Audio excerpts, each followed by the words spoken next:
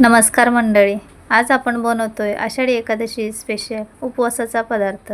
आमच्या आईंना शाबू अजिबात आवडत नाही, तर चला भगरीपासून मस्त पदार्थ एक बनवूया।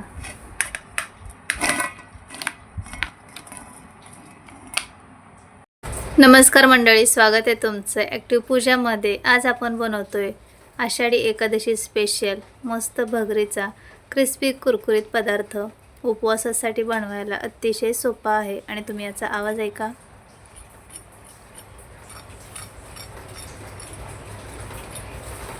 तर तुम्ही याचा आवाज ऐकलेलाच आहे, पाहू शकता फुगून किती मस्त एकदम खुसखुशीत बनलाय, आतून मऊसूद आहे आणि वरून क्रिस्पी कुरकुरीत आहे। तर चला लगेचच रेसिपी बनवायला सुरुवात करूया। फक्त 3 साहित्यात हा पदार्थ बनवून तयार होतो।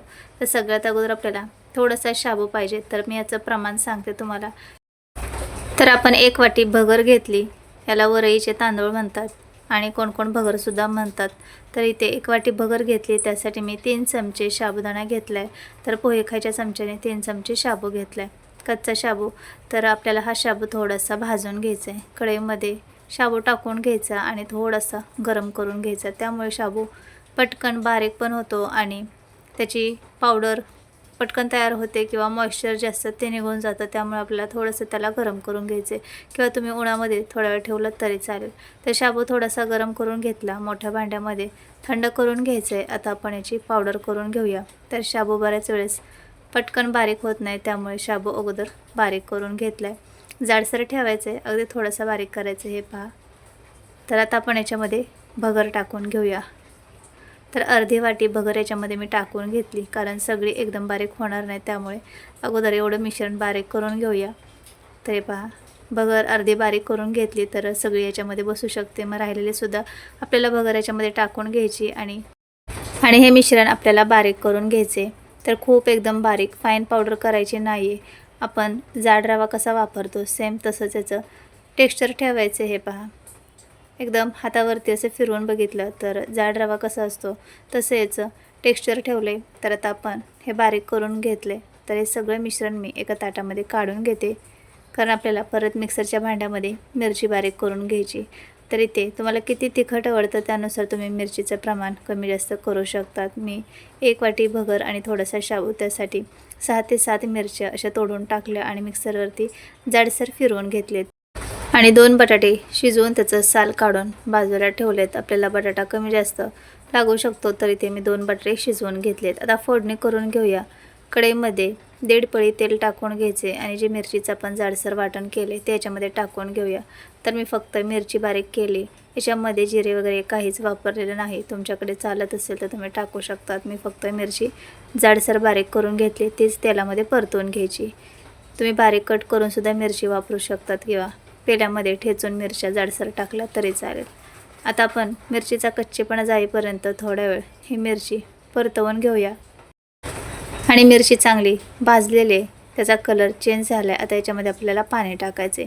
ज्या वाटीने आपण भगर घेतली त्याच वाटीने आपल्याला मोजून पाणी टाकायचे। 1 वाटी भगरीसाठी आपण 1.25 वाटी पाणी टाकतोय, तर 1 वाटी पाणी अगोदर टाकून घेतलं। आता 1 वाटीला थोडं कमी एवढं पाणी टाकून घेतले। आता पाण्याला उकळी येऊ द्यायची। चवीनुसार मीठ टाकून घेऊया।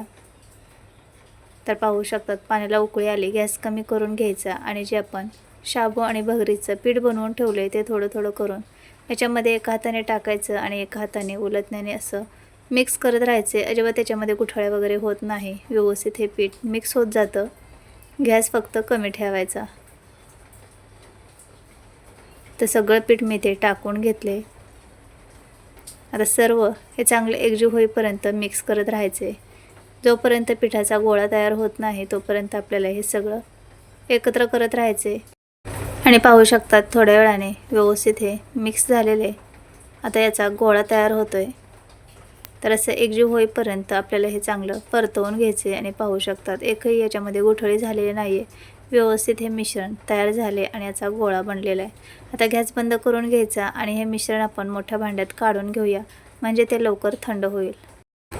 आणि हे मिश्रण मोठ्या भांड्यात काढलं की पटकन ते थंड होतं। तर फॅन खाली हे मिश्रण मी थंड करून घेतले। हे पहा, व्यवस्थित थंड झाले आणि पाण्याचं प्रमाण तर अगदी योग्य आहे। तर आता आपण याच्यामध्ये शिजवून घेतलेला बटाटा आहे तो बारीक किसणीने किसून टाकायचा, त्यामुळे त्याच्यामध्ये तुकडे राहत नाही आणि व्यवस्थित बटाट्याचा किस आपल्याला मिळतो आणि हे मिश्रण चांगलं एकजीव होतं आणि याचा गोळा तयार होतो. तर इथे मी 1.5 बटाटा वापरलेला आहे. आता तुमचं मिश्रण किती सुकं आहे, ड्राय आहे किंवा मग खूप पातळ झालं आहे, पाण्याचं प्रमाण कमी जास्त झालं तर मग काय करायचं त्याच्यावर सुद्धा तुम्हाला 1-2 टिप्स सांगते. पाणी जर जास्त वाटत असेल, मिश्रण ओलसर असेल तर भगरची पावडर करून त्याच्यामध्ये टाकू शकतात किंवा मग तुम्ही याच्यामध्ये मिश्रण जर कोरडं असेल तर बटाटे ॲड करू शकतात. थोडासा 1 किंवा अर्धा बटाटा किसून टाकायचा म्हणजे मिश्रण परफेक्ट होतं. आता याच्यामध्ये आपण 3 चमचे शेंगदाण्याचा कूट टाकून घेतला आहे, 1.5 बटाटा टाकला आहे. आता हे सगळं आपल्याला हाताने व्यवस्थित मिक्स करायचे, याचा गोळा तयार करून घ्यायचं. तर पाहू शकतात व्यवस्थित आपलं परफेक्ट असं प्रमाण झालेलं आहे. तर अशा पद्धतीचं हे पीठ आपल्याला मळून घ्यायचे, खूप घट्ट नाही किंवा खूप पातळही नाही. एका ताटाला तेल लावून घेऊया. आता हे मिश्रण आपण या ताटामध्ये पसरवून घेऊया उलटण्याने. तुम्ही या मिश्रणापासून कोणताही आकार देऊन याचा पदार्थ तयार करू शकतात. तुम्ही हवं तर बॉल बनवू शकतात, कटलेट बनवू शकतात किंवा आपण सिलेंडर शेपमध्ये जे आकार रोल बनवतो सेम तशा पद्धतीने बनवू शकतात. जसं तुम्हाला आवडेल तसं तुम्ही याचा आकार देऊ शकतात. तर आता उलटण्याने सर्व बाजूने हे असं पसरवून घेऊया म्हणजे याच्या एकसारख्या वड्या आपल्याला पाडता येतील. तर हे पहा अशा पद्धतीने पसरवून याला चौकोनी असा आकार देऊन घेतला आहे आणि खूप जाड ठेवायचं नाही किंवा खूप पातळ हे नको, मीडियम असा लेअर करून घ्यायचं आहे. आता आपण याला कट करून घेऊया. तर चाकूला थोडंसं तेल लावून घ्यायचं म्हणजे मिश्रण चिटकत नाही. तुम्हाला हवं त्या आकारामध्ये तुम्ही कट करून हे फ्राय करून घेऊ शकतात. अगोदर मी ते चौकोनी आकारामध्ये हे कट करून घेतले आणि हा पदार्थ बनवायला ना खूप कमी वेळ लागतो.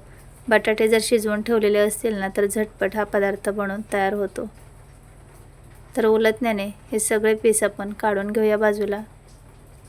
तुम्ही छोटे छोटे बॉक्समध्ये सुद्धा हे बनवू शकतात. चौकोनी आकारामध्ये छोटे छोटे कट करून घेऊन तसं सुद्धा तळता येतात. तर हे पहा अशा पद्धतीने मी अगोदर हे कापून घेतले. आता याचे मी ट्रायंगल शेपमध्ये 2 भाग करून घेणार आहे.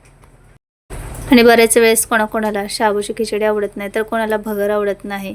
त्यामुळे असं काही नवीन पदार्थ बनवला ना तर सगळेजण आवडीने खातील आणि सगळेजण आषाढी एकादशीचा उपवास धरतील, हो की नाही. तर चला इथे आपल्या या वड्या कट करून झालेत पाहू शकतात. तर आता याचं मी 2 भाग करून घेते, तुम्हाला 1-2 कट करून सुद्धा दाखवते.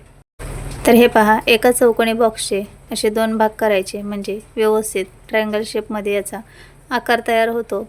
दिसायलाही एकदम सुंदर दिसतात. हे पहा. तर आता आपण बाकीचे सुद्धा सेम अशाच पद्धतीने कट करून घेऊया आणि लगेच फ्राय करण्यासाठी घेऊया. खूप सोपी रेसिपी आहे.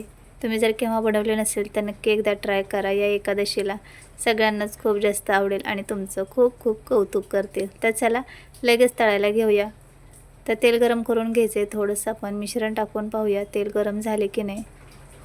तर पाहू शकतात लगेचच याला बबल्स आलेत. तर असं तेल गरम करून घ्यायचं आणि गॅसची फ्लेम मिडियम ठेवायची. आता आपण तेलामध्ये बसेल तेवढं हे टाकून घेऊया आणि थोड्या वेळ असंच ठेवायचे, लगेच पलटी करायचं नाही.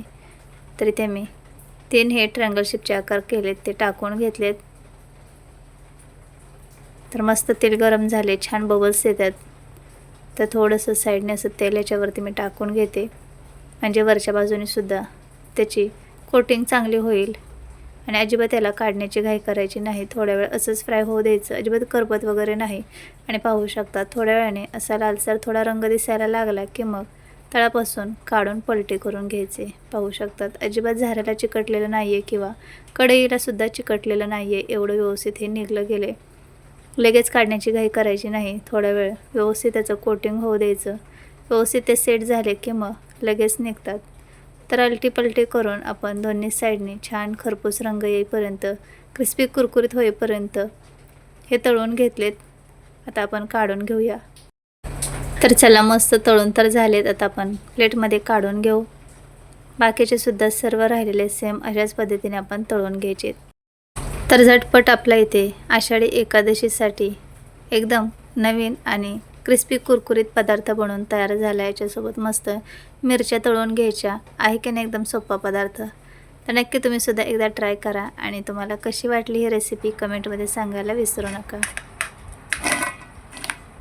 माझ्या रेसिपी पाहायला आवडत असतील तर प्लीज चॅनलला सबस्क्राईब, लाईक, कमेंट, शेअर करा. आपण भेटूया पुढच्या अशा साध्या सोप्या आणि भन्नाट रेसिपीमध्ये. सबस्क्राईब केल्यानंतर शेजारी असणाऱ्या बेल आयकॉनवर सुद्धा क्लिक करा म्हणजे तुम्हाला शॉर्ट लॉंग व्हिडिओ पाहता येतील. बाय.